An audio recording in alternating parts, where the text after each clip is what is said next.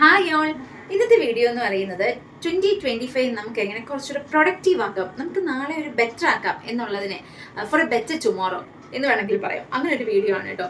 2024 സംബന്ധിച്ച് എനിക്ക് ഭയങ്കര വലിയ ബ്ലെസ്സിങ്സും അതുപോലെ ലൈഫിൽ കുറേ സ്ട്രഗിൾസും ഉണ്ടായ ഒരു വർഷമാണ്. ഭയങ്കര ബ്ലെസ്സിങ്സ് നിങ്ങൾക്ക് എല്ലാവർക്കും അറിയാം. എന്നെക്കുട്ടി തന്നെയാണ് 2024 എൻ്റെ വലിയൊരു ബ്ലെസ്സിങ് എന്ന് പറയുന്നത്.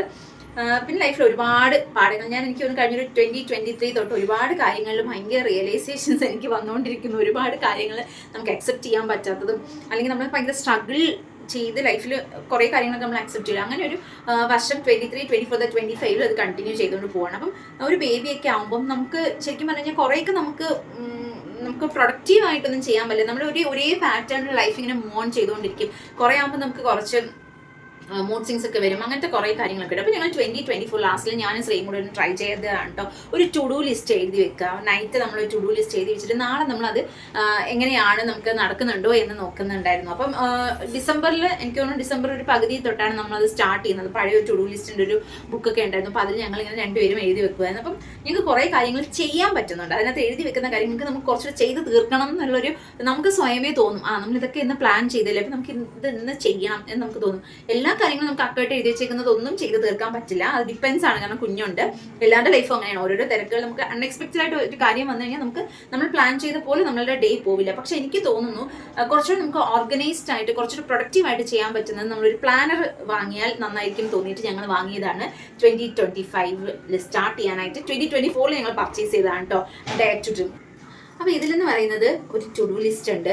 പിന്നെ മസ്റ്റ് ഗോട്ട് ഡൺ ടുഡേ, ഇന്ന് ഞാൻ ചെയ്യേണ്ട ഒരു 3 കാര്യങ്ങൾ നമുക്ക് എഴുതാം. നമുക്ക് എന്തെങ്കിലും അപ്പോയിൻമെൻറ്റ്സ് ഉണ്ടെങ്കിൽ എവിടെ എഴുതാം. നമ്മൾ ബ്രേക്ക്ഫാസ്റ്റ്, ലഞ്ച്, ഡിന്നർ, സ്നാക്സ് അങ്ങനെയൊക്കെ ആകുമ്പോൾ നമ്മൾ ഹെൽത്ത് വൈസ് നമ്മൾ ഭയങ്കര ഡയറ്റൊക്കെ നോക്കുന്നവരാണെങ്കിൽ നമ്മൾ ഹെൽത്തി ആയിട്ടാണോ കഴിക്കുന്നതെന്നൊക്കെ ഉള്ളത് നമുക്ക് ചെയ്യാൻ പറ്റും. ഇവിടെ നമുക്ക് എന്തെങ്കിലും നോട്ട്സ് ഉണ്ടെങ്കിൽ എഴുതാൻ പറ്റും. ഇന്ന് എന്താണ് നമുക്കൊരു ഗ്രേറ്റ് ആയിട്ട് ഫീൽ ചെയ്തത്, എന്താണ് നമുക്ക് അടുത്ത ദിവസം എന്ത് ബെറ്റർ ആക്കാം എന്നൊക്കെ എഴുതാൻ പറ്റും. ഞാനിതിൽ എഴുതിയ ആദ്യത്തെ ദിവസത്തെ കാര്യങ്ങൾ ഓൾമോസ്റ്റ് നടന്നു എന്ന് വെച്ചാൽ ചിലതൊന്നും ഒരു ദിവസം ഒന്നും ചെയ്യാൻ പറ്റാത്തതായിട്ടുള്ള ദിവസങ്ങളുണ്ട്. ഡിപ്പെൻസ് ആണ്. നമുക്ക് എന്തെങ്കിലും അത്യാവശ്യങ്ങൾ വന്നാൽ നമുക്ക് ചെയ്യാൻ പറ്റാതിരിക്കും. അത് അടുത്ത ദിവസത്തേക്ക് ഞാൻ ഷിഫ്റ്റ് ചെയ്ത് എഴുതും. അന്ന് നടന്നില്ലെങ്കിൽ അടുത്ത ദിവസത്തേക്ക് കണ്ടിന്യൂസ് ആയിട്ട് എഴുതും. അത് പക്ഷേ ഒരു ദിവസം അങ്ങ് നടക്കും. നമുക്ക് സമയം കിട്ടുമ്പോൾ അത് ചെയ്യാൻ തോന്നും.